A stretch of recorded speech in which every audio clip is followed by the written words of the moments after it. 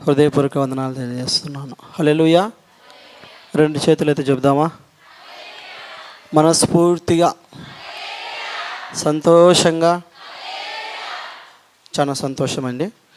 దేవుని వాక్యం కాసేపు ధ్యానం చేసుకుందాం. సమూయేలు మొదటి గ్రంథము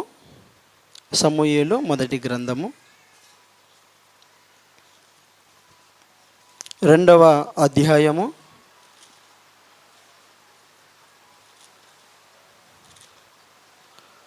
30వ వచనం. పాత నిబంధనలో ఉంటుంది. పేజీ నెంబర్ 225వ పేజీ, 2వ అధ్యాయము 30వ వచనం. నీ ఇంటి వారును నీ పితరుని ఇంటి వారును నా సన్నిధిని యాజకత్వము జరిగించుదురని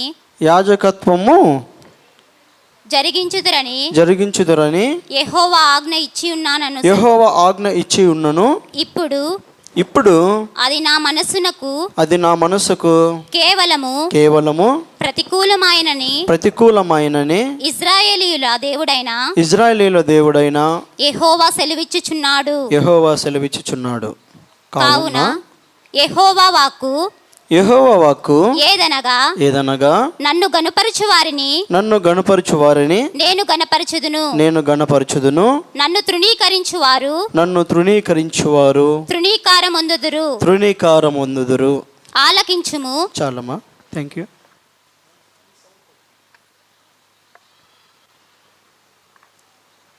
చదువుబడిన లేఖన భాగాన్ని మనం కాస్త పరిశీలించిన అట్లయితే ప్రభువు చెప్తా ఉంటున్నాడు, నన్ను గణపరచు వారిని నేనేం చేస్తాను? గణపరచుదును. నన్ను తృణీకరించు వారు ఏమవుతారంట? తృణీకారం పొందుతారు. హల్లెలూయా. ఈ మాటలు ఎవరిని గూర్చి ఉద్దేశించి చెప్పబడుతున్నవటంటే, దైవజనుడైనటువంటి ఏలి, ఆయన షిలోహు అనే మందిరంలో దేవుని యొక్క పరిచర్య చేస్తూ ఉంటున్నాడు. చాలా కాలం నుంచి చేస్తూ ఉంటున్నాడు. బహు వృద్ధుడు అయిపోయాడు, అనగా ముసలివాడు అయిపోయాడు. ఆయన ముసలివాడు అయిన తర్వాత తనకు 2 కుమారులు ఉంటున్నారు. పేర్లు చెప్పగలరా ఎవరైనా? ఏలి యొక్క కుమారుల పేరు హోప్ని, ఫినెహాసు. ఏం పేరమ్మా? హోప్ని, ఫినెహాస్. వారు దేవుని యొక్క పరిచర్యను దేవుని యొక్క పద్ధతిలో కాకుండా తమకు ఇష్టం వచ్చినట్లు చేస్తూ ఉంటున్నారు. దేవునికి బలులు అర్పించేటప్పుడు అక్కడికి వెళ్ళి మాంసం తీసుకోవడము, దేవునికి క్రొవ్వు బలి అర్పణముగా అర్పింపబడక మునుపే మాంసం తీసుకోవడము, ఇంకా దేవునికి వ్యతిరేకమైనటువంటి పనులను చేస్తూ ఉంటున్నారు. అది చూసినటువంటి దేవుడు చాలా దినముల నుంచి చూస్తూ ఉంటున్నాడు. కానీ వారి యొక్క ప్రవర్తనను వారు మార్చుకోవడం లేదు. ఏలి బహు వృద్ధుడైపోయాడు, దృష్టి మాంద్యం వచ్చేసింది, కళ్ళు కూడా సరిగ్గా కనబడము లేదు. తన యొక్క కుమారుల గురించి అన్నీ వింటూ ఉంటున్నాడు, కానీ సరిగ్గా హెచ్చరించలేకపోతూ ఉంటున్నాడు. సరైనటువంటి పద్ధతిలోకి తీసుకుని రాలేకపోతూ ఉంటున్నాడు. అందుకే కదా దేవుని వాక్యం చెబుతూ ఉంది, బాలుడు నడవవలసిన త్రోవలో వానిని, ఆ యొక్క మార్గమును వానికి నేర్పించాలంట. వాడు పెద్దవాడైనప్పుడు దాని నుంచి తొలగి, మనం మోమాటానికో పిల్లలు బాధపడతారనో చెప్పవలసినవి చెప్పలేదనుకోండి, రేపొద్దున పెద్దవాడైనప్పుడు వాడు దేవుని మార్గంలో నుంచి పక్కనకు వచ్చేస్తాడు. ఏలి కూడా చెప్పాడు, కానీ గట్టిగా చెప్పలేకపోయాడు. ఆ యొక్క తప్పుడు ద్రోవల్లో నుంచి మరలించలేకపోయాడు. దాన్ని చూసినటువంటి దేవుడు ఒకరోజు దైవజనుని దగ్గరికే మరొక దైవజనుని పంపిస్తూ ఉంటున్నాడు.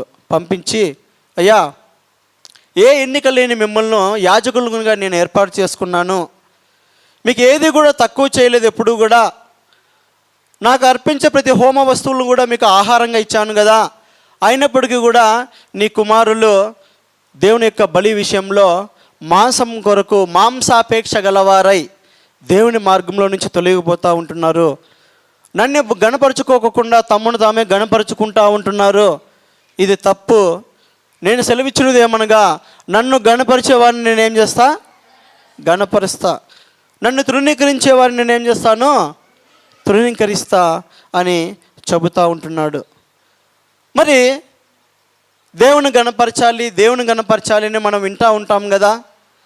దేవుణ్ణి ఏ విధంగా గణపరుస్తాం చెప్పండి ఎవరైనా? దేవుణ్ణి మనం ఏ విధంగా గణపరచగలము? దేవుడు కంటికి కనిపిస్తాడా? మన ముందు నిలబడతాడా? కంటికి కనిపిస్తే మన ముందు నిలబడితే మన పక్కన ఉంటే సన్మానించవచ్చు, గణపరచచ్చు, గౌరవించవచ్చు కదా.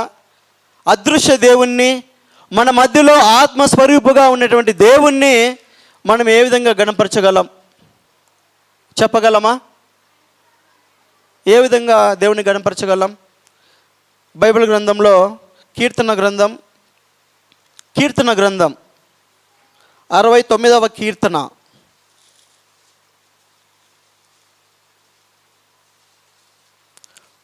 30వ వచనం, పేజీ నెంబర్ 487వ పేజీ, పాత నిబంధనలో ఉంటుంది. చదువుదాం అందరం. కీర్తనలతో నేను దేవుని నామమును స్తుతించెదను, కృతజ్ఞతాస్తుతులతో నేను ఆయనను గణపరచెదను. దేవుణ్ణి ఒకవేళ మనము గణపరచాలని ఇష్టపడినట్లయితే, కీర్తనాకారుడు తన యొక్క గ్రంథంలో రాస్తూ ఉంటున్నాడు, మనం కృతజ్ఞతాస్తుతులతో ఆయన గణపరచవచ్చంట. హల్లెలూయా. దేనితో గణపరచవచ్చు ఆయనను? బిగ్గరగా చెప్పాలమ్మా. కృతజ్ఞతాస్తుతులు. దేవుని మందిరంలోకి మనం ప్రవేశించినప్పుడు కావచ్చు, మనం దేవుని యొక్క ప్రార్థనలో గడిపే సమయంలో కావచ్చు, దేవుణ్ణి గణపరిచే పద్ధతుల్లో ఇది మొట్టమొదటిది. ఏ విధంగా ఆయన గణపరచాలంటే కృతజ్ఞతాస్తుతులు. కృతజ్ఞతాస్తుతులు అంటే ఆయన చేసిన ఉపకారములలో దేనిని మరవకుండా గుర్తుపెట్టుకుని మనసారా దేవునికి స్తుతులు చెల్లించడమే కృతజ్ఞతాస్తుతి. హల్లెలూయా. ఒకసారి బైక్లో పోయేటప్పుడు ఒక ఆయన లిఫ్ట్ కోసం ఎదురు చూస్తూ ఉంటున్నాడు గుత్తిలో ఉన్నప్పుడు. సరే, పాపం కొంతమంది అడగలేరు, మొహమాటం అనమాట. మొహమాటం కొద్దీ అడగడం లేదు అనుకొని నేను ఆయన అడగకపోయినా బండి ఆపిన. లిఫ్ట్ కావాలంటే అవునండి పలానా చోటు వరకు వస్తామన్నాడు. ఎక్కించుకున్నా, కూర్చున్నాడు చక్కగా. ఇంకా ఆయన దిగవలసిన స్థలం వస్తూ ఉంది. ఆడ ఆపు అన్నాడు. ఏమి? ఆడ ఆపు అన్నాడు. వెనక ముందు అన్నాలే తమ్ముడులే ఏం తోకలే, ఆడ ఆపు అన్నాడు. ఏదో ఆయన నాకు బాడికి ఇచ్చేది అట్లా. సరేలే తెలియదేమో అనుకున్నా. ఆపిన, దిగినాడు, చిన్నగా వెళ్ళిపోతున్నాడు. నాకు హృదయంలో ఎక్కడో కాస్త కొంచెం బాధ అనిపించింది. అడగకపోయినా సహాయం చేసినాను కదా, లిఫ్ట్ ఇచ్చినాను కదా, మరి మన్ను టెండలో ఉంటున్నాడు కదా, కనీసం దిగిపోయేటప్పుడు ఏం చెప్పాలా? ఒక్క థ్యాంక్స్ చెప్తే నేనేం చేస్తా, ఇంకా నలుగురికి సహాయం చేయాలని అనిపించదమ్మా? అనిపిస్తుంది కదా. మరి ఆ మనిషి దిగి వెళ్ళిపోతూ ఉంటున్నాడు. మనమే అంత ఆలోచన చేస్తే దేవుడు మన జీవితాలలో ఎన్ని మేలులు చేసి ఉంటాడు. హల్లెలూయా. ప్రపంచంలో ఒక సెకండ్కి ఎంతమంది చనిపోతున్నారో తెలుసా? చెప్పండి అమ్మా, ఏదో ఒకటి చెప్పండి, తప్పో కరెక్టా మళ్ళీ చూసుకుందాం. ఏబిసిడీలు చెప్పాలనా? A1, B2, C3, D4, ఏదో ఒకటి చెప్పండి. సగటున ప్రపంచంలో ఒక సెకనుకు ఒకరు లేదా ఇద్దరు చనిపోతూ ఉంటున్నారు. ఒక నిమిషానికి దాదాపుగా 100 మంది పైగా చనిపోతూ ఉంటున్నారు. మనము మంచివారం కానప్పటికీ, అర్హులము కానప్పటికీ, ఏ యోగ్యత ఏ మంచితనం మనలో లేనప్పటికీ దేవుడు మనల్ని సజీవులుగా వస్తూ ఉంటున్నాడు కదా. మరి ఆయనకి మనం ఎంత రుణస్థులమో. ఎంతోమందికి ఎన్నో రకాల వ్యాధులు, బాధలు, కష్టాలు, ఇబ్బందులు అఫ్కోర్స్ మనకు వచ్చినప్పటికీ కూడా దేవుడు మనం విడిపిస్తూ ఉంటున్నాడు కదా. ఎంత కృతజ్ఞత కలిగి మనం జీవించాలి. దేవుడు మనకి ఇచ్చినటువంటి గర్భఫలాన్ని బట్టి ఎప్పుడైనా దేవునికి కృతజ్ఞతలు చెబుతూ ఉంటున్నామా? ప్రతి దినము కూడా దేవుడు మనకిచ్చినటువంటి స్వాస్థ్యాన్ని బట్టి ఏం చేయాలంట? ఆయనకు కృతజ్ఞతలు తెలియజేసే వారిగా మనం ఉండాలి. దేవుని గణపరచడం అంటే ఎప్పుడూ కూడా కృతజ్ఞత కలిగినటువంటి జీవితాన్ని జీవించడమే. మరి కృతజ్ఞత దేవునికి చెల్లించడము, దేవుణ్ణి గణపరచడం. హల్లెలూయా.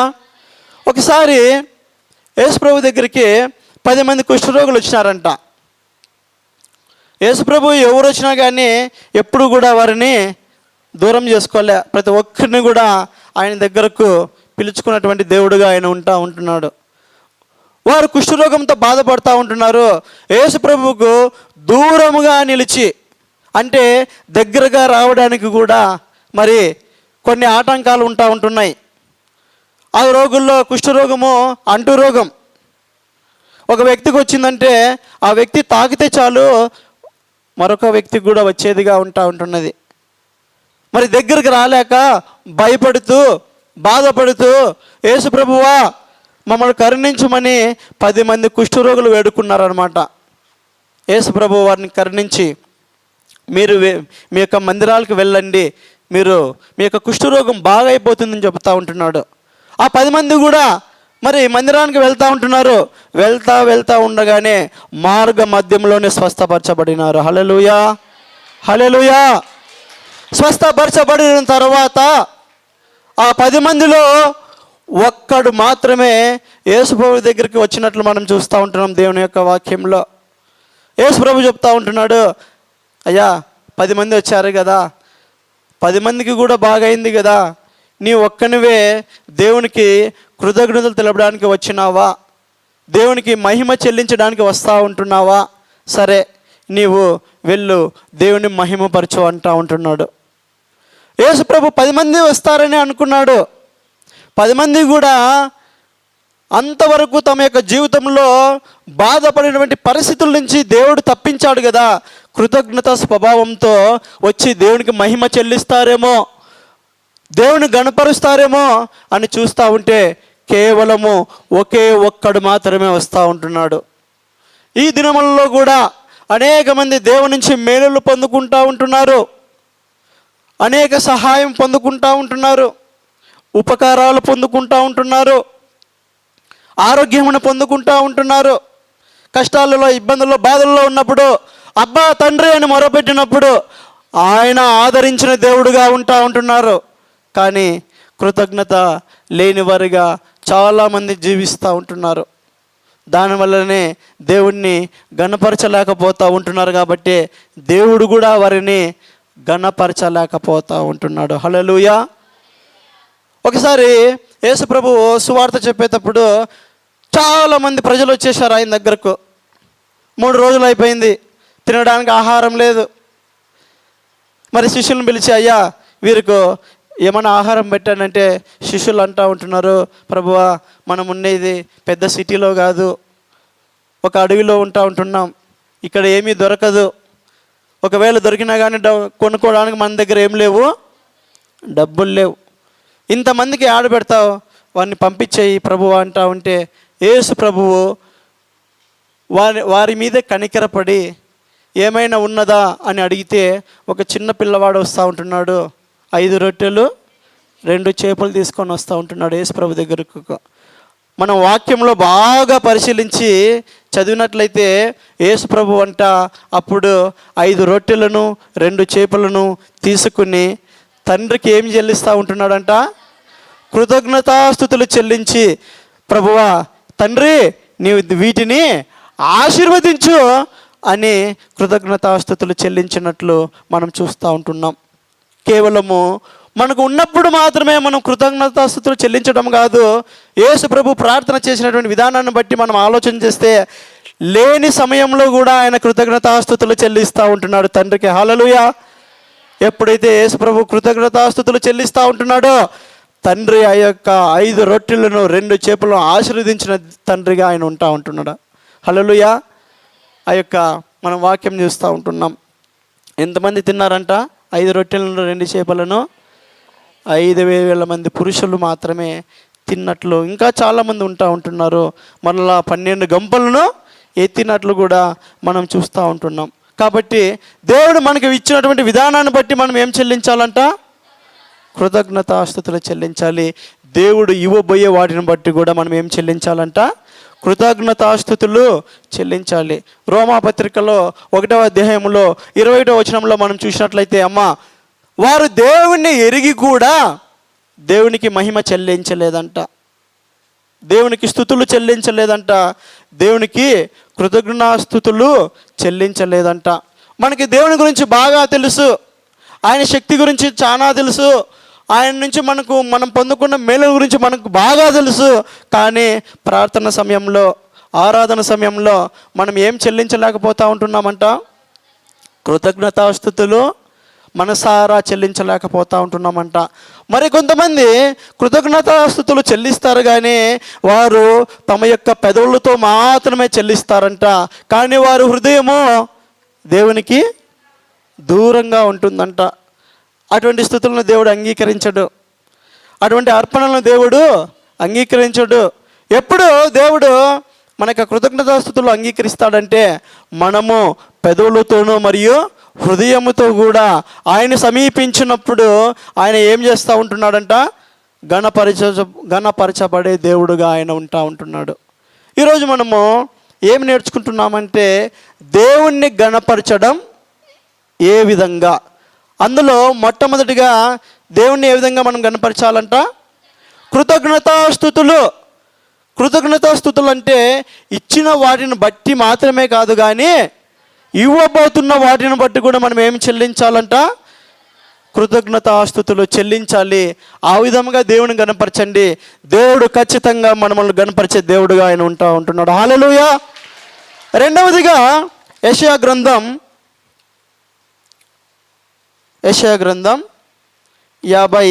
58వ అధ్యాయం 13వ వచనం. అమ్మా పేజీ నంబర్ 619. అందరికీ దొరికిందమ్మా? ఇంకా దొరుకుతూ ఉందా? పేజీ నంబర్ 619, యెషయా గ్రంథము 58వ అధ్యాయము 13వ వచనం చూసుకుందాం. నా విశ్రాంతి దినమున వ్యాపారము చేయకుండా నాకు ప్రతిష్ఠితమైన దినమని నీవు ఊరుకుండిన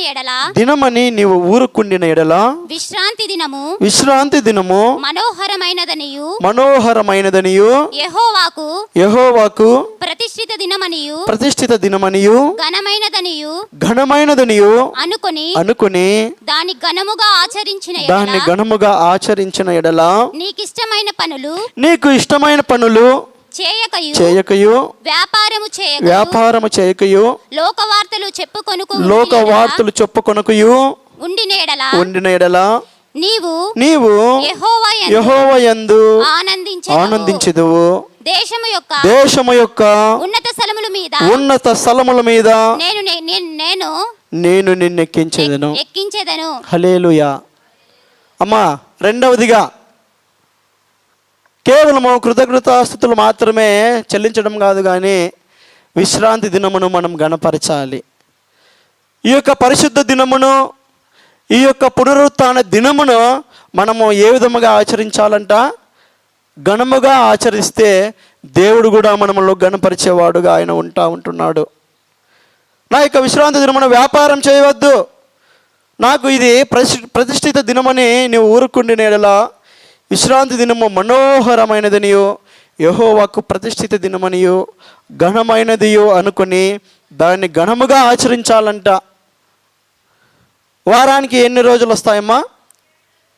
7 రోజులు వస్తాయి. మనము దేవుని యొక్క మందిరంలో ఎన్ని దినాలు దేవుడు గడపాలని ఆశపడుతూ ఉంటున్నాడు?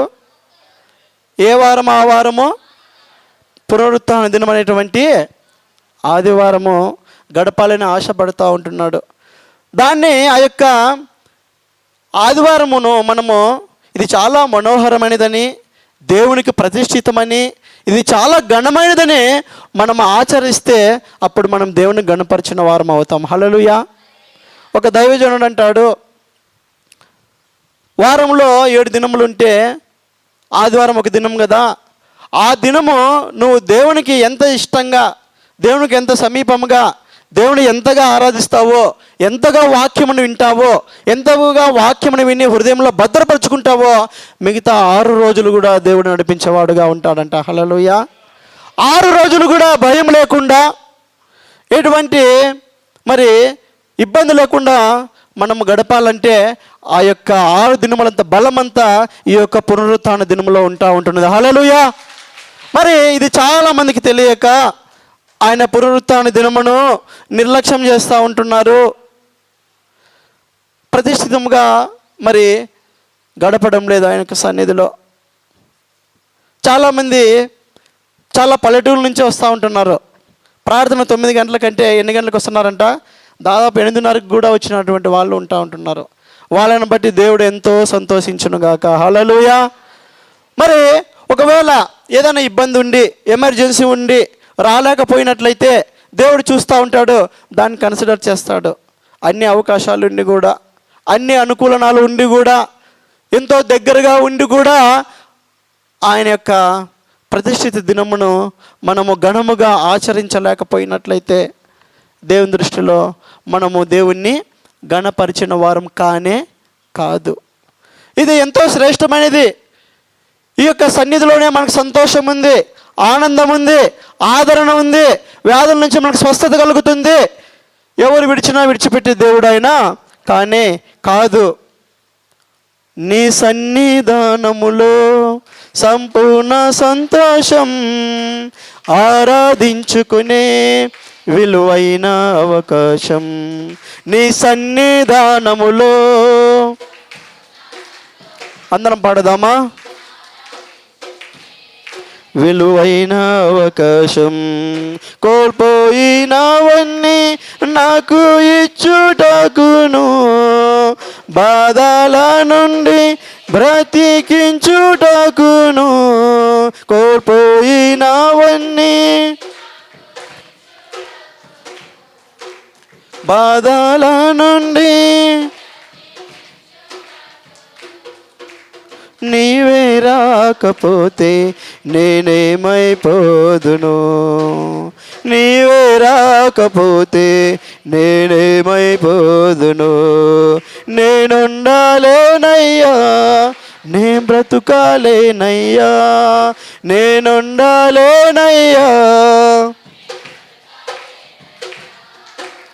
నీవే లేకుండా నేనుండాలేనయ్యా, నీ తోడే లేకుండా నీ బ్రతుకలేనయ్యా. రాజా నీ సన్నిధిలోనే మనసారా ఆరాధిస్తూ బ్రతికేస్తానయ్యా. రాజా నీ సన్నిధిలోనే మనసారా ఆరాధిస్తూ బ్రతికేస్తానయ్యా. హల్లెలూయా. ఆయన సన్నిధిలో మనకు ఆదరణ కలుగుతుంది, ఆయన సన్నిధిలో మనకు సంతోషం కలుగుతుంది, ఆయన సన్నిధిలో మనకు ఆనందం కలుగుతుంది. ఎప్పుడు ఆయన్ను మనము ఆత్మతో సత్యముతో ఆరాధించినప్పుడు, ఆయన సన్నిధిలో నేను ఉండాలి, ఆయన సన్నిధిలో నేను కనిపించాలి అని అనుకున్నప్పుడు దేవుణ్ణి మనము గణపరిచే వారముగా మనం ఉంటున్నాం. కీర్తనల గ్రంథం 42వ కీర్తన 42వ కీర్తన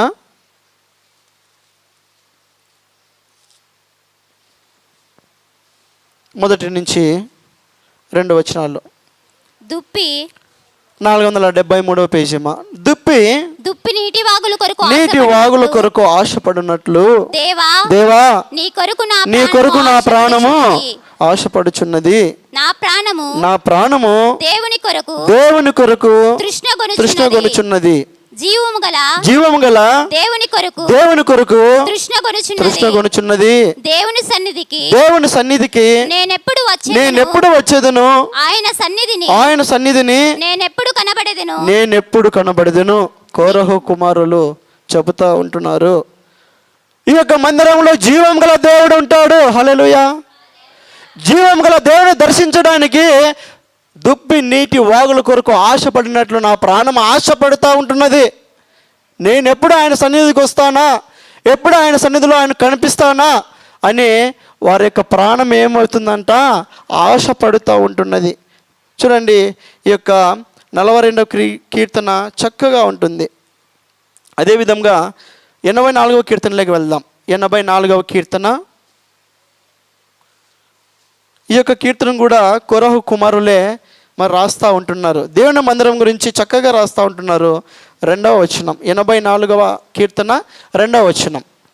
యెహోవా మందిర ఆవరణములను చూడవలెనని నా ప్రాణము ఎంతో ఆశపడుచున్నది. అది సొమ్మసిల్లుచున్నది. దేని కొరకు సొమ్మసిల్లుచున్నదంట? దేవుని యొక్క మందిరమును ఆవరణమును చూడాలని సొమ్మసిల్లుతా ఉంటుందంట వారి యొక్క ప్రాణం. అమ్మా, జీవము గల దేవుని దర్శించుటకు నా హృదయమును నా శరీరమును ఆనందముతో కేకలు వేయుచున్నది. ఎంత ఆశ చూడండి! ఆయన మందిరంలో కనిపించాలని, ఆయన సన్నిధిని అనుభవించాలని, ఆయన మనసారా ఆరాధించాలని, ఆయన మేలులు పొందుకోవాలని వారి యొక్క హృదయము కేకలు వేస్తూ ఉందంట. ఆ మందిరమును చేరుకోవడానికి వారి యొక్క ప్రాణం సొమ్మసిల్లిపోతూ ఉంటుందంట. అంటే దాని అర్థం ఏమిటంటే, ఎంత కష్టమైనా, ఎంత ఇబ్బంది అయినా, ఇది ప్రతిష్ఠిత దినము, ఇది దేవునికి సంబంధించిన దినము, నేను ఆయన సన్నిధిలో కనిపిస్తాను, ఆయన ఆరాధిస్తారని వారి యొక్క కోరికగా ఉంటున్నది. 10వ వచనంలో వారు చెబుతూ ఉంటున్నారు, నీ ఆవరణంలో ఒక దినము గడుపుట 1000 దినముల కంటే శ్రేష్టము, భక్తిహీనుల గుడారంలో నివసించుట కంటే నా దేవుని మందిర ద్వారం నొద్ద ఉండుట నాకు ఇష్టము. హల్లెలూయా.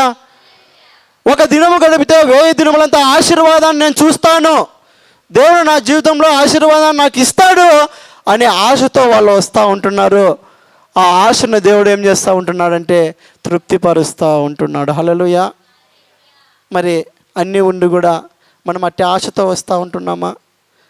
దేవుని యొక్క విశ్రాంతి దినమును ప్రతిష్ఠిత దినముగా మనం ఎంచుతుంటా ఉన్నామా? దాని యొక్క ప్రాముఖ్యతను తెలియక చాలామంది దానిని ఆచరించడం లేదు. హల్లెలూయా. నిర్లక్ష్యముగా వస్తూ ఉంటున్నారు. సమయం ఉన్నప్పటికీ కూడా సరైనటువంటి, ఎందుకు లేట్ వస్తారు తెలుసా మందిరానికి? చెప్పండి అమ్మా, ఎందుకు లేట్ అవుతుంది మనకు? లేట్ కదా, అసలు లేటే కదా, మేము లేటే రావడం లేదు అన్నట్టు చూస్తున్నారు. ఎందుకు లేట్ వస్తాం చెప్పండి, కారణాలు చెప్పండి. అప్పుడే సరైన సిద్ధపాటు లేకపోవడం వల్ల చాలామంది మందిరాలకు లేటుగా వచ్చేవాళ్ళుగా ఉంటున్నారు. సిద్ధపాటు అంటే రేపు ఆదివారం కాబట్టి శనివారమే మనం ఏం చేయాలంట? సిద్ధపాటు. ఏ విధంగా సిద్ధపాటు కావచ్చు చెప్పండి అమ్మా, గట్టి చెప్పమ్మా. మంచి పాయింట్. ఏమైనా పనులు ఉంటే ముందుగానే చేసుకోవాలంట. ఏం పనులు ఉంటాయమ్మా? స్నానాలు. కొంతమంది చక్కగా శనివారమే చేసేస్తారు. పొద్దున్నే ఆ తల్ల ఏదో చాలా సమస్యలు ఉంటాయి లేడీస్కి. ఇంకా ఏ విధంగా సిద్ధపాటు కావచ్చు మనం రేపటి దినానికి? ఈ దినమునే సరే పెళ్ళికి పోతాం కదా, ఫంక్షన్కి పోతాం కదా, ఇప్పుడు చెప్పండి ఏ విధంగా సిద్ధపాటు కలిగి ఉంటాం మనము? ముందుగానే బ్యాగ్ సర్దుతామా? ముందుగానే బట్టలు తీసి పెట్టుకుంటామా? ఇంకా ముందుగానే అన్నీ చూసి పెట్టుకుంటామా? బస్సు ఎన్ని గంటలకు ఉంది, ట్రైన్ ఎన్ని గంటలకు ఉంది చూసుకుంటామా? ఏం సిద్ధపాటు లేకుండానే పోతామా? పోతే పోయిన వాళ్ళము పోయిన చోటే ఉంటాం, ఇంకా పోలేం. బస్సు వెళ్ళిపోయింటుంది, ట్రైన్ వెళ్ళిపోయింటుంది కదా. ఆ మందిరానికి మనం ఏ విధంగా సిద్ధపాటు కలిగి ఉండవచ్చు? ముందుగానే స్నానాలు చేసుకోవడం, ముందుగానే రేపు ఏ బట్టలు వేసుకోవాలో ముందుగానే, పిల్లలు కావచ్చు, పెద్దలు కావచ్చు, మగవారికి కావచ్చు, ఆడవారికి కావచ్చు, ముందుగానే తీసి పెట్టుకోవడం. ఇంకా మగవాళ్ళకు ఏమైనా పర్సనల్ పనులు ఉంటే ముందుగానే ముందు రోజే చేసుకోవడం. లేదంటే టైం అవుతూ ఉంటుంది, ముందర అద్దం పెట్టుకొని ఇట్లా చేసుకుంటూ ఉన్నామనుకోండి, సమయం అంతా ఆడే వృధా అయిపోతుంది. ముందుగానే ఒక ప్రణాళిక, రేపు నా దేవునికి సంబంధించినటువంటి దినము, దాన్ని నేను ప్రతిష్ఠితంగా నేను ఆచరించాలి అనే ఒక ప్రణాళిక, ఒక సిద్ధపాటు కలిగి ఉన్నప్పుడు మనం ఖచ్చితంగా లేట్ రాం. అట్లనే 100% ఎప్పుడు కూడా కరెక్ట్ వస్తామని నేను చెప్పను. ఒక సంవత్సరంలో ఒక 5-6 సార్లు అన్నా కనీసము ఒకసారి లేటు అవుతుంది. వస్తూ ఉంటాం రోడ్లో, ఏదో మరి జరగవచ్చు, లేదా ట్రాఫిక్, అటువంటి వాటికి మనం బాధ్యులము కాం.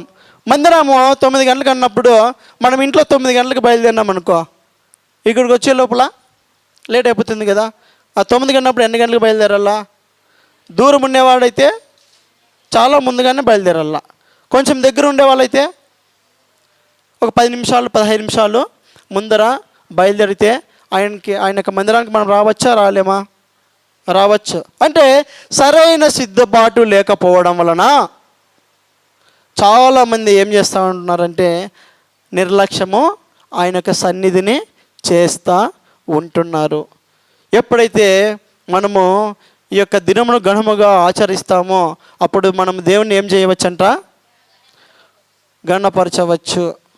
మనము ఎన్ని స్తోత్రాలు చెప్పినా, ఎంత స్తుతించినా కానీ మందిరానికి సరిగ్గా రాలేనట్లయితే దేవుణ్ణి గణపరిచిన వారముగా ఉండము. మొట్టమొదటిగా కృతజ్ఞతాస్తుతుల ద్వారా మనం దేవుని గణపరచవచ్చని విన్నాం. రెండవదిగా ఆయన మందిరాన్ని ప్రేమించడం ద్వారా, ఆయన యొక్క మందిరమునకు సరైన సమయంలో వచ్చుడు ద్వారా ఆయనను మనము గణపరచవచ్చు అని వింటూ ఉంటున్నాం. మూడవది మత్తయి సువార్త. మత్తయి సువార్త 5వ అధ్యాయం 16వ వచనం. మనుష్యులు, పేజ్ నంబర్ 6, కొత్త నిబంధన. మనుషులు నీ సత్క్రియలను చూచి, మీ సత్క్రియలను చూచి పరలోకమందున్న మీ తండ్రిని మహిమపరచునట్లు వారి ఎదుట మీ వెలుగు ప్రకాశింపనీయుడే. మూడవ విధానం దేవుని గణపరచడంలో మనుషులు మన యొక్క సత్క్రియలను చూచి ఎవరిని గణపరుస్తారంట? మన దేవుని గణపరుస్తారంట. హల్లెలూయా. మనం ఆయనకి ఇష్టంగా జీవించినప్పుడు, ఆయన యొక్క మార్గంలో నడుస్తూ ఉంటున్నప్పుడు, ఆయన పోలికలేక మనం మార్చబడుతూ ఉంటున్నప్పుడు అది ఎవరు గుర్తిస్తారంటే మొట్టమొదటిగా మన చుట్టూ ఉన్నటువంటి మనుషులే గుర్తిస్తారు. వాళ్ళు గుర్తించినప్పుడు ఎవరికి మహిమ చెల్లిస్తారంట? దేవునికి మహిమ చెల్లిస్తారు. ఎప్పుడైతే వాళ్ళు మన క్రియలను బట్టి, మనం చేసే మంచి పనులను బట్టి, మనం మాట్లాడే మంచి మాటలను బట్టి, మనము చేసే మంచి కార్యాలు కావచ్చు, ఉపకారాలు కావచ్చు, దాన ధర్మాలు కావచ్చు, ఏదైనా కావచ్చు, సహాయపడే గుణం కావచ్చు, ఏదైనా కావచ్చు, దాని ఇతరుల్లో మనలో గుర్తించినప్పుడు ఎవరికి మహిమ వస్తుందంట? మన దేవునికి మహిమ వచ్చేదిగా ఉంటున్నది. దేవుని గణపరచడంలో ఇది మూడవ పద్ధతి. మన యొక్క సత్క్రియలు బాగా ఉండాలి, మనం చేసే పనులు బాగా ఉండాలి. ఇదే వాక్యాన్నే పేతురు తన యొక్క పత్రికలో రాస్తాడు. పేతురు రాసిన మొదటి పత్రిక 2వ అధ్యాయము 12వ వచనం, 215వ పేజీ అమ్మా. అన్యజనులు మిమ్మును ఏ విషయములో దుర్మార్గులని దూషింతురో ఆ విషయములో వారు మీ సత్క్రియలను చూచి వాటిని బట్టి దర్శన దినమున దేవుని మహిమపరచునట్లు వారి మధ్యను మంచి ప్రవర్తన గలవారై ఉండవలనని మిమ్మును బతిమాలుకొనుచున్నాను. అన్ని జనులు ఏ విషయంలో మనల్ని దుర్మార్గులని అంటూ ఉంటున్నారో మన గురించి మనకంటే ఎవరికి బాగా తెలుస్తుందమ్మా? మన ఇంట్లో ఉన్న వాళ్ళకి, మన పక్కన ఉండే వాళ్ళకే బాగా తెలుస్తుంది మన గురించి మనకంటే. మరి వారు ఏ విషయంలో మనల్ని దుర్మార్గులని అంటూ ఉంటున్నారో, కాని మాటలు మాట్లాడుతూ ఉంటున్నామా, మాటికి గొడవ పడుతూ ఉంటున్నామా, లేకపోతే సమాధానం లేకుండా జీవిస్తూ ఉంటున్నామా, లేకపోతే మనల్ని మనమే అతిశయించుకుంటూ ఉంటున్నామా? ఏ లోపం మనలో ఉందో ఆ లోపాన్ని బట్టి అన్యజనులు దర్శన దినమున దేవుణ్ణి మహిమపరచాలంట. హల్లెలూయా. ఆ విధంగా మన యొక్క బ్రతుకులను మనం మార్చుకోవాల్సినటువంటి అవసరం ఉంది. మనం మారడం ద్వారా దేవునికి మహిమ వస్తుంది. హల్లెలూయా.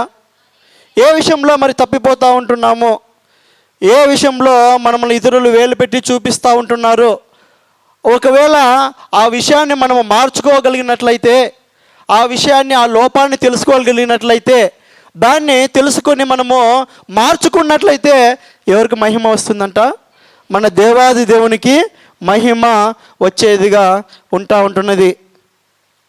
మీరు ఆశీర్వాదంకు వారసులగినట్లకు కీడుకు ప్రతి కీడు చేయవద్దు. ఎవరైనా మనకు కీడు చేసినప్పుడు మనం కూడా కీడు చేయాలనే ఆలోచన వచ్చినట్లయితే మనం మంచి క్రియలు చేసేవారము కానీ కాదు. ఎప్పుడు కూడా మన నోటిలో ఆశీర్వాద పలుకులే ఉండాలి, కానీ చెడ్డ మాటలు ఎప్పుడు కూడా మన నోట్ల నుంచి రాకూడదు.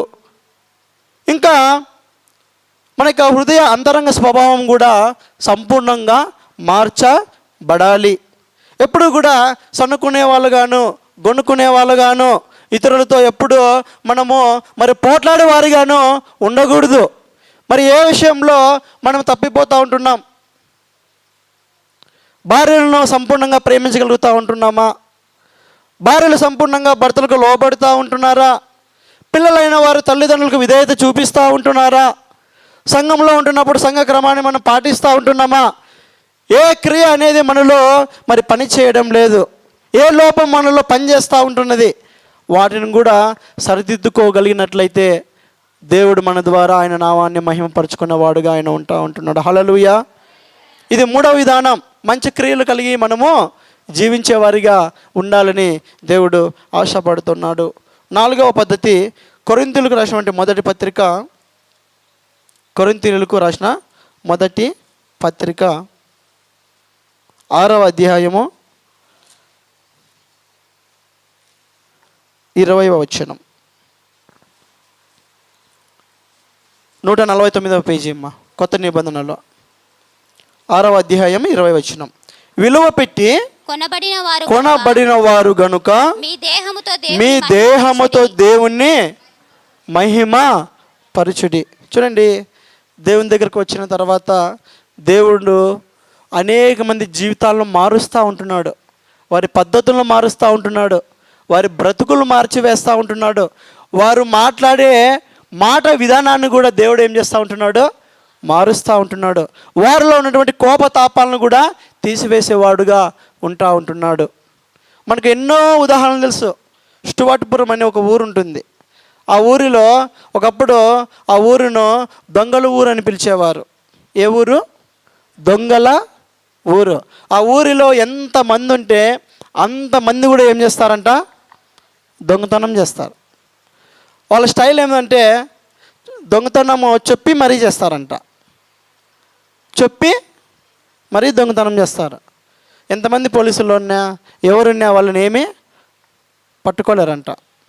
అటువంటి దొంగల ఊరిగా ఉండే ఆ ఊరు ఈరోజు స్టువర్ట్పురముగా మార్చబడింది. హల్లెలూయా. దేవుని వాక్యం విత్తబడింది, దేవుని వాక్యం వాళ్ళకు పంచబడింది, విన్నారు. అప్పుడు వారి యొక్క బ్రతుకుల్లో మార్చుకొని మరి దేవుని యొక్క మార్గంలోకి రావడం జరిగింది. హల్లెలూయా. ఆ యొక్క ఊరి పేరు చెప్పినప్పుడల్లా ఎంతో సంతోషం వేస్తుంది. ఎందుకు? వారు తమ యొక్క పద్ధతులను, వారి యొక్క పనులను, చెడ్డ అలవాట్లను మానుకొని దేవుని కొరకు జీవించాలని నిర్ణయం చేసుకున్నారు. దాని ద్వారా దేవునికి ఎంతో మహిమ వస్తుంది. హల్లెలూయా. ఎంతోమంది రౌడీ షీటర్లు, ఎంతోమంది వ్యభిచారులు, జారత్వం చేసేవాళ్ళు దేవుని వాక్యం చేత గుచ్చబడినప్పుడు వారి యొక్క బ్రతుకులను మార్చుకున్న వారిగా ఉంటున్నారు. హల్లెలూయా. జమ్లమడుగులో ఒక ఆయన ఉంటాడు, మైకేల్ బాబు అని. పెద్ద ఫ్యాక్షనిస్ట్. బాంబులు వేయడం ద్వారా అనేక మంది జీవితాలను నాశనం చేసినటువంటి వ్యక్తిగా ఉంటున్నాడు. ఇంకా నన్ను కూడా ఎవరో ఒకరు చంపేస్తారని భయంతో ఏదో చాలా దూర ప్రాంతానికి పోయి దాక్కున్నాడు. అటువంటి సమయంలో దేవుని యొక్క వాక్యం వినబడింది. కత్తి పట్టినవాడు కత్తి చేతిని నాశనం అవుతాడు, పాప భారం మోయిచున్నటువంటి సమస్త జనులారా నా ఎద్దుకు రండి, మీకు విశ్రాంతినిస్తాను.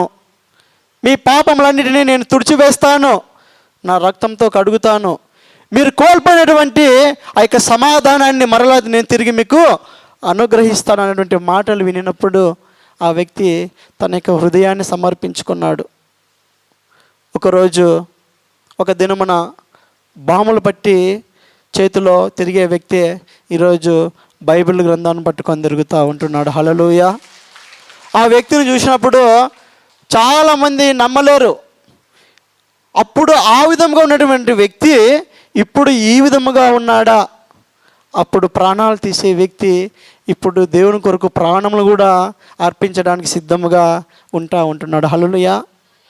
దేవుని వాక్యం మనలో పనిచేస్తే మన యొక్క పాత స్వభావం అంతా దేవుడు తన యొక్క రక్తం ద్వారా తీసివేసేవాడుగా ఉంటాడు. నూతన స్వభావాన్ని మనకు ధరింపచేసే దేవాది దేవుడుగా ఆయన ఉంటున్నాడు. హల్లెలూయా. మరి జీవితాలు మార్చబడినప్పుడు దేవునికి ఏమొస్తుందంట? మహిమ వచ్చేదిగా ఉంటున్నది. మరి భార్యలుగా ఉంటున్న మనము భర్తలను ప్రేమించినట్లయితే దేవుని వాక్యంను క్రియలలో చూపించే వారుగా ఉంటున్నాం. భర్తలుగా ఉంటున్నట్టు మనము మన కుటుంబాన్ని సరిగా రీతిలో పోషించే విధానంలో మనం ఉన్నట్లయితే దేవుని వాక్యాన్ని మనము ప్రేమించే వారముగా ఉంటున్నాం. దానికి దేవునికి ఏమొస్తుందంట? మహిమ వచ్చేదిగా ఉంటున్నది. నాలుగోది మనం చూస్తూ ఉంటున్నాం, విలువ పెట్టి కొనబడిన వారు గనుక మీ దేహాలతో దేవుని మహింపరచడం. హల్లెలూయా. మనం ఏదో ఆషామాషిగా ఈ లోకంలోకి రాలేదు. దేవుడు ఒక ప్రణాళిక చేత, ఒక ఉద్దేశం చేత మనములను మరి ఈ యొక్క లోకంలోకి తీసుకొని వచ్చినటువంటి దేవుడుగా ఆయన ఉంటున్నాడు. ఆయన విలువ పెట్టి మనల్ని కొనుక్కున్నాడంట. ఈ దేహం మనది కాదు, ఈ దేహం ఎవరిదంట? ఆయన సొత్తు. ఈ యొక్క దేహాన్ని ఆయన సొత్తుగా చేసుకోవడానికి ఆయన విలువ పెట్టి విలువైన రక్తమును కార్చినాడంట. అది తెలియక ఈ యొక్క దేహంతో చేయరాని పనులు ఎన్నో చేస్తూ ఉంటాం కదా, చూడని వాటిని ఎన్నో చూస్తూ ఉంటాం కదా. ఈ యొక్క దేహమును దేవుడు ఆలయముగా చేసుకుని నివసించాలని ఆశపడుతూ ఉంటే ఎంతో అపవిత్రమైనటువంటి వాటితో మనం నింపుకునే వారముగా మనం ఉంటాము కదా. దేవుడు ఎంత బాధపడుతూ ఉంటాడు.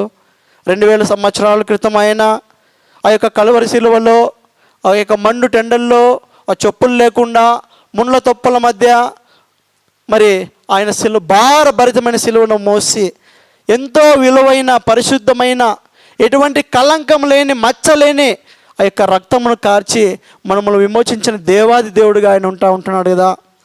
ఎప్పుడైతే దాన్ని మర్చిపోతామో మనం మన దేహాన్ని కూడా మర్చిపోతాం. మన దేహమును భ్రష్టత్వముకు అప్పగించే వారముగా మనం ఉంటున్నాం. దేవుని నిజముగా మనము గణపరచాలంటే మరి మనము మన దేహములతో మనం ఆయన ఏం చేయాలంట? పరిశుద్ధమైన దేహములతో ఆయన మందిరంలో చేరి ఆయన మనం ఏం చేయాలంట?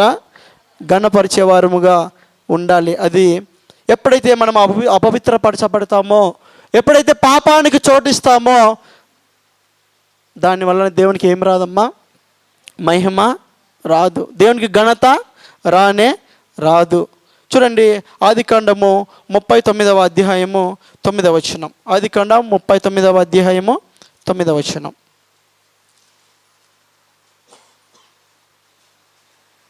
పేజీ నంబర్ 33వ పేజీ, పాత నిబంధనలో. నీవు అతని భార్య అయినందున నిన్ను తప్ప మరి దేనిని నాకు అప్పగింపక ఉండలేదు కాబట్టి నేనెట్లు ఇంత ఘోరమైన దుష్కార్యం చేసి దేవునికి విరోధముగా పాపము కట్టుకొందునని తన యజమానిని భార్యతో అనెను. యోసేపు యొక్క జీవితంలో జరిగినటువంటి సందర్భాన్ని గురించి మనం చదువుతూ ఉంటున్నాం. పాపం చేయడానికి ఎంతో అవకాశం ఉంటున్నది. పాపం చేస్తూ ఉంటున్నప్పుడు చూసేవాళ్ళు ఎవరూ కూడా లేరు. ఆ పాపం చేయడం ద్వారా తన జీవితంలో ఉన్నటువంటి సమస్యలన్నీ కూడా వెళ్ళిపోతాయి. ఒక బానిస నుంచి మరి వెళ్ళిపోయే అవకాశం కూడా ఉంటున్నది. డబ్బు వచ్చే అవకాశం ఉంటున్నది.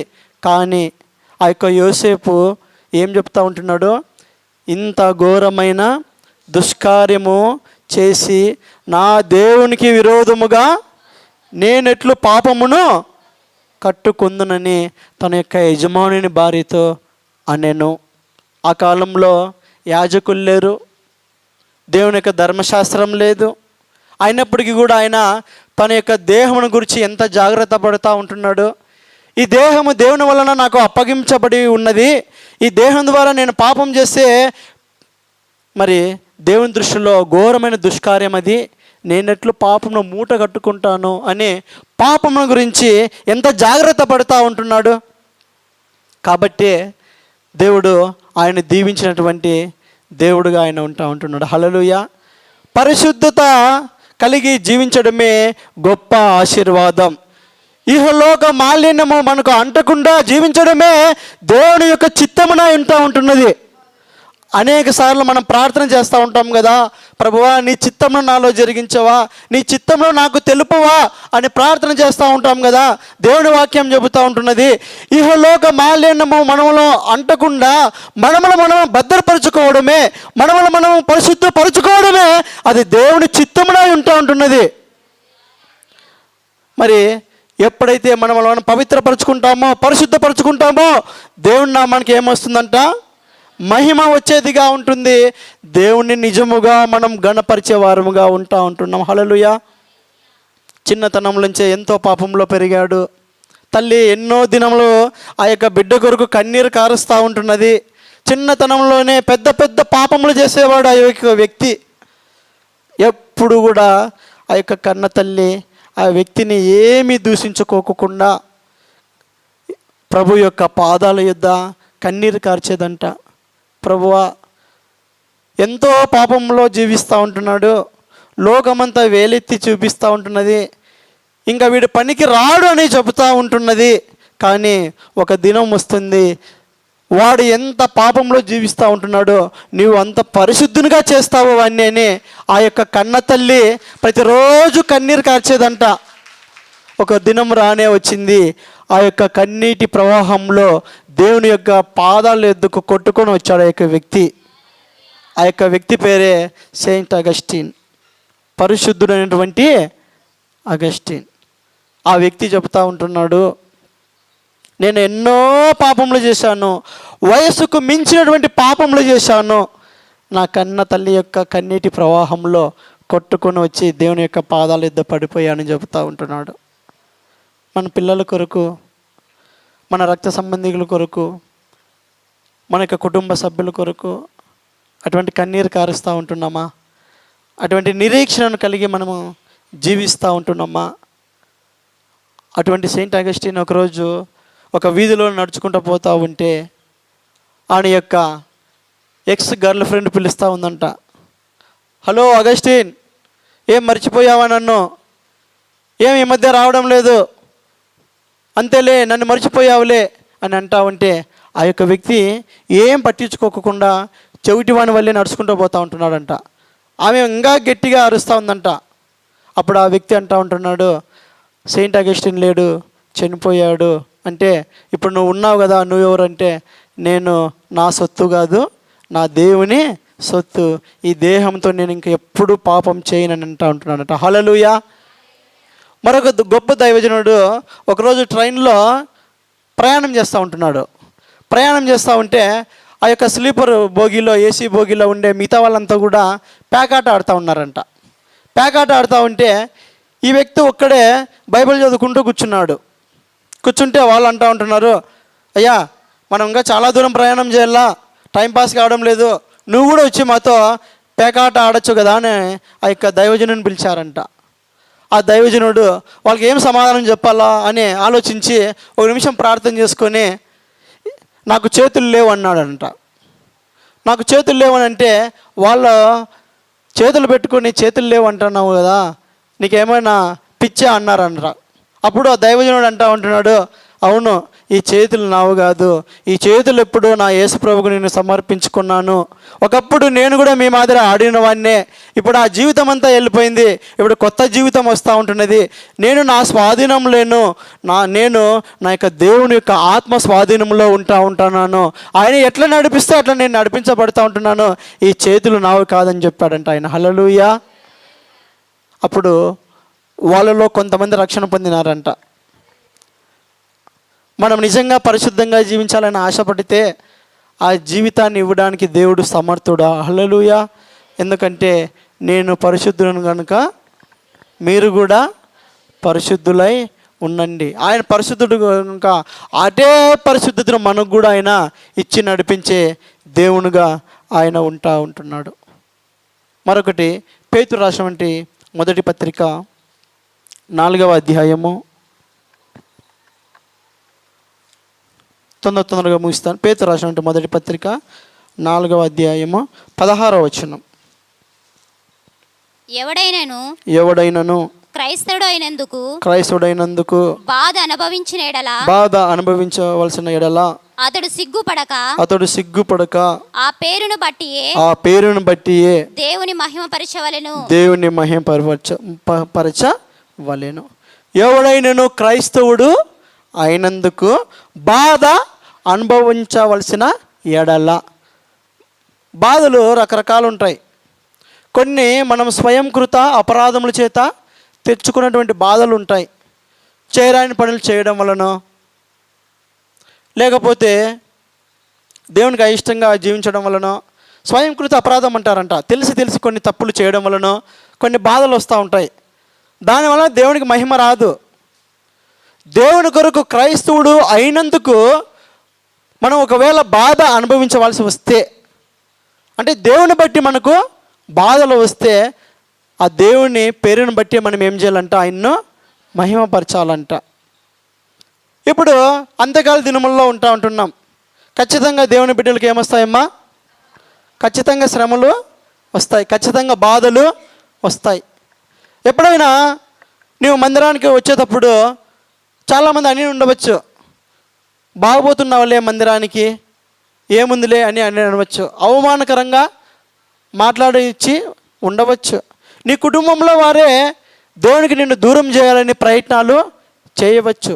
లేకపోతే నువ్వు ఎన్ని దినాలు ప్రార్థన చేసినా కానీ నీ జీవితంలో కార్యం జరగలేదు కదా, ఎందుకు పోతావులే అని వెనుక లాగేవారు కూడా ఉండవచ్చు.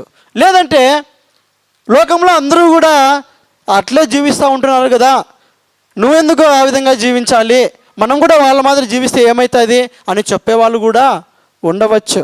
కానీ దేవుని వాక్యం చెబుతూ ఉంటున్నది, ఎవడైనాను క్రైస్తవుడైనందుకు బాధ అనుభవించిన ఎడల అతడు సిగ్గుపడకూడదంట. మనం బైబిల్ పట్టుకొని రావాలంటే సిగ్గు ఎందుకు? తెలిసిపోతుంది, ఇతను క్రిస్టియన్ కాబట్టి దేవుని యొక్క మందిరానికి పోతూ ఉన్నాడు కాబట్టి బైబిల్ పట్టుకొని పోతూ ఉంటున్నాడు. బైబిల్ పట్టుకొని వస్తే ఎవరేమనుకుంటారో, ఏమైనా అవమానకరంగా మాట్లాడతారేమో అని సిగ్గు. దేవుని మందిరంలోకి వచ్చినాక కూడా సిగ్గు. స్వరం తెరచలేం, స్తుతులు చెల్లించలేం, పాటలు పాడలేం, సిగ్గు. కానీ దేవుడు చెబుతూ ఉంటున్నాడు, నన్ను బట్టి ఏ విషయంలోనూ సిగ్గుపడద్దండి, నన్ను బట్టి నా నామాన్ని బట్టి దేవుని మహిమపరచండి అని చెప్తూ ఉంటున్నాడు. హల్లెలూయా. కాబట్టి బాధలు వచ్చినప్పుడు, కష్టాలు వచ్చినప్పుడు, ఇబ్బందులు వచ్చినప్పుడు, దేవా ఈ కష్టాన్ని, ఈ బాధను, ఈ నష్టాన్ని నీ కొరకు నేను భరిస్తాను దేవా అని చెప్పగలిగితే దేవుణ్ణి మనము ఏం చేసిన వాళ్ళమంట? పరిచిన వారముగా మనము ఉంటున్నాం. ఇదే పేతురు పత్రిక 4వ అధ్యాయం 12వ వచనం చూడండి. ప్రియులారా, మిమ్మల్ని శోధించుటకు మీకు కలుగుచున్న అగ్ని వంటి మహాశ్రమను గురించి మీకేదో ఒక వింత సంభవించినట్లు ఆశ్చర్యపడుకుడి. ఏదైనా శ్రమ వచ్చినప్పుడు, శోధన వచ్చినప్పుడు అదేదో గొప్ప వింత అనుకోదండి అని దేవుని వాక్యం చెబుతూ ఉంటున్నది. ఇప్పుడు కొత్తగా రకరకాల వార్తలు వస్తూ ఉంటున్నాయి. ఎస్సీ వాళ్ళకు రిజర్వేషన్లు పోతాయంట, ఎస్సీ వాళ్ళకు వచ్చే సంక్షేమ ఫలాలు రావంట, రిజర్వేషను తీసివేస్తాయంట. ఇట్లా చేస్తారని దేవుని వాక్యం ఎప్పుడో చెప్పింది. హల్లెలూయా. దేవుని యొక్క వాక్యము అదేదో వింత అనుకోద్దండి, అవి ఖచ్చితంగా జరుగుతాయి. ఈ బాధల్లో, శ్రమల్లో కూడా నిలువబడగలిగిన వాడే నిజమైన క్రైస్తవుడు. హల్లెలూయా. అప్పుడే దేవునికి మహిమ వస్తుంది. మనము బ్రతికేది ఆ యొక్క సంక్షేమ ఫలాల కోసం కాదు, ఆ యొక్క రిజర్వేషన్ కాదు, కానీ మనకు పరలోకమును అనుగ్రహించే దేవాది దేవుని కోసం మనం జీవిస్తూ ఉంటున్నాము. హల్లెలూయా. కాబట్టి బాధల్లో కూడా మనము నిలువబడగలిగితే ఎవరికి మహిమ వస్తుందంట? దేవునికి మహిమ వచ్చేదిగా ఉంటుంది. చివరిది చెప్పి నేను ముగిస్తాను. పేతురు రాసిన మొదటి పత్రిక 4వ అధ్యాయం 11వ వచనం చూద్దాం ఒకసారి. 11వ వచనం. ఒకడు బోధించిన ఎడల దైవోక్తులను బోధించినట్లు బోధింపవలెను. ఒకడు ఉపచారము చేసిన ఎడల దేవుడు అనుగ్రహించు సామర్థ్యము నుండి చేయవలెను. ఇందువలన దేవుడు అన్నిటిలోను యేసుక్రీస్తు ద్వారా మహిమపరచబడును. యుగ యుగములు మహిమయు ప్రభావమును ఆయనకుండును గాక. ఆమేన్. హల్లెలూయా. దేవునికి మహిమ రావాలంటే, దేవుని మనం గణపరచాలంటే దేవుడు చెప్తా ఉంటున్నాడు, ఎవరైనా బోధిస్తే దైవోక్తులను బోధించినట్లు దేవుని వాక్యం ఉన్నట్లే బోధించాలి. చాలామందికి దేవుని వాక్యం బోధించాలని చాలా ఆశ ఉంటుంది. కానీ యాకోబు తన పత్రికలో రాస్తాడు, మీలో ఎవరు కూడా బోధకులు కావద్దు, ఎందుకంటే బోధకుల నుంచే తీర్పు ప్రారంభమవుతుంది. ఆ వాక్యం చదివినప్పుడు వాక్యంను బోధించాలంటే భయం వేస్తుంది. ఎందుకంట తీర్పు మొట్టమొదటి ఎవరి నుంచి ప్రారంభమవుతుందంట? బోధకుల నుంచి తీర్పు ప్రారంభమవుతుందంట. బోధించడం ఏం పెద్ద గొప్ప కాదు. దేవుని దృష్టిలో చూడండి, దేవుని వాక్యం చెబుతూ ఉంటున్నది, ఇక్కడ బోధించడం గురించి చెబుతూ ఉంటున్నది. తర్వాత ఏం చెబుతూ ఉంటున్నాడంట? ఒకడు ఉపచారం చేసినట్లా దేవుడు అనుగ్రహించు సామర్థ్యం నుండి చేయవలెను. బోధించిన ఉపచారం చేసిన ఆ రెండు కూడా దేవుని దృష్టిలో సమానమే. హల్లెలూయా. ఇద్దరికి కూడా ఒకటే ఆశీర్వాదము దేవుడు ఇచ్చేవాడు. దేవుని వాక్యం చూడండి ఎంత సత్యమో. బోధకుల గురించి మాట్లాడిన తర్వాత ఎవరి గురించి మాట్లాడుతూ ఉంటున్నాడు? ఉపచారం చేసే పరిచారకుల గురించి మాట్లాడుతూ ఉంటున్నాడు. అదేవిధంగా ఏం చెబుతూ ఉంటున్నాడంటే, ఒకడు ఉపచారం చేసినలా దేవుడు అనుగ్రహించు సామర్థ్యం కొలిది చేయాలంట. దేవుడు ఒక్కొక్కరికి ఒక్కొక్క సామర్థ్యం ఇస్తాడు. దేవుడు మనలో ఏ సామర్థ్యం పెట్టినాడో దాన్ని మనం గ్రహించుకొని మనకు ఉన్నటువంటి శక్తి కొలది, బలం కొలది, ఆ యొక్క సామర్థ్యం కొలది దేవుని ఉపచారం చేసినట్లయితే దేవుని నామము మహిమపరచబడుతుంది. హల్లెలూయా. మనము పరిచర్య చేస్తే, దేవుని యొక్క మందిరంలో పని చేస్తే ఎవరికి మహిమ అంట? దేవాది దేవునికే మహిమ వచ్చేదిగా ఉంటున్నది. చూడండి, చివరి వచనం చూపించి నేను ముగిస్తాను. ప్రకటన గ్రంథం 2వ అధ్యాయం. ప్రకటన గ్రంథం 2వ అధ్యాయము 19వ వచనం. నీ క్రియలను నీ ప్రేమను నీ విశ్వాసమును నీ పరిచర్యను నీ సహనమును నేను ఎరుగుదును. దేవుడు ఏం చెప్తా ఉంటున్నాడంట? నీ ప్రేమ నాకు తెలుసు, నువ్వు దేవుని యందు ఎంత విశ్వాసం కలిగి జీవిస్తూ ఉంటున్నావో అది కూడా నాకు తెలుసు. తర్వాత ఏం చెప్తా ఉంటున్నాడు? నీ పరిచర్య, దేవుని మందిరంలో ఎంత పని చేస్తున్నావో కూడా నేను ఎరుగుదునని దేవుడు చెప్తా ఉంటున్నాడు. హల్లెలూయా. నువ్వు ఎంత బోధిస్తున్నావో నేను ఎరుగుదునని చెప్తా ఉంటున్నాడు దేవుడు. ఇక్కడ చెప్పడం లేదు. ఏం చెప్తా ఉంటున్నాడు? నీ ప్రేమ తెలుసు, నీ విశ్వాసం తెలుసు, నీ సహనం తెలుసు, నీ పరిచర్యను నేను ఎరుగుదును అంటా ఉంటున్నాడు. మనము ఆయన కొరకు ఎంత పరిచర్య చేస్తే ప్రతి ఒక్క పరిచర్యను కూడా దేవుడు చూస్తున్నవాడుగా ఆయన ఉంటున్నాడు. ఆ యొక్క పరిచర్య ద్వారా ఎవరికి మహిమ వస్తుందంట? దేవునికే మహిమ వచ్చేదిగా ఉంటున్నది. కాబట్టి ఈరోజు దేవుని ఏ విధంగా గణపరచాలో మనం నేర్చుకున్నాం. మొట్టమొదటిగా ఏం చెల్లించాలంట ఆయనకమ్మా? కృతజ్ఞతాస్తుతులు చెల్లించడం ద్వారా ఆయన మనం గణపరచవచ్చు. రెండవదిగా ఆ యొక్క విశ్రాంతి దినమును ఘనముగా మనం ఆచరిస్తే దేవుడిని గణపరిచిన వారంగా మనం ఉంటున్నాం. మూడవదిగా మన యొక్క సత్క్రియలను బట్టి కూడా మనం ఏం చేయవచ్చంట? దేవుణ్ణి గణపరచవచ్చు. నాలుగవదిగా మనము విలువ పెట్టి కొనబడిన వారం గనక మనము మన యొక్క పరిశుద్ధ దేహములతో ఆయన్ను గణపరచవచ్చు. ఐదవదిగా ఎవడైనాను బాధ అనుభవించవలసి వస్తే, శ్రమలు కష్టాలు ఇబ్బందులు అనుభవించవలసి వస్తే ఆ యొక్క క్రైస్తవుడైనందుకు ఆ దేవుని నామాన్ని బట్టి ఆయనకు ఏమి వస్తుందంట? మహిమ వచ్చేదిగా ఉంటున్నది. చివరిదిగా బోధించడం కావచ్చు, ఉపచారం చేయడం కావచ్చు, పరిచర్య చేయడం కావచ్చు, అవన్నీ కూడా నేను చూస్తూ ఉంటున్నాను, నేను ఎరుగుదును నువ్వు చేసే దానిని అని దేవుడు చెబుతూ ఉంటున్నాడు. దాన్ని బట్టి కూడా దేవునికి ఏమొస్తుందంట, మహిమ వచ్చేదిగా ఉంటా ఉంటున్నది. కాబట్టి కృతజ్ఞతాస్తుతులు చెల్లించే విషయం కావచ్చు, మందిరానికి వచ్చే విషయంలో కావచ్చు, మన యొక్క క్రియలను మనం మార్చుకునే విషయంలో కావచ్చు, శ్రమల్లో, కష్టాలలో, బాధలు వచ్చినప్పుడు ఆయన కొరకు నిలబడే విషయంలో కావచ్చు, మరి బోధించే విషయంలో కావచ్చు, పరిచర్య చేసే విషయంలో కావచ్చు, వీటన్నిటి ద్వారా మనం దేవుణ్ణి ఏం చేయొచ్చు అంట, మహిమ పరచవచ్చు, దేవుణ్ణి ఘనపరచవచ్చు. దేవుడు ఈ వాక్యమును దీవించునుగాక. ఆమేన్. హల్లెలూయా.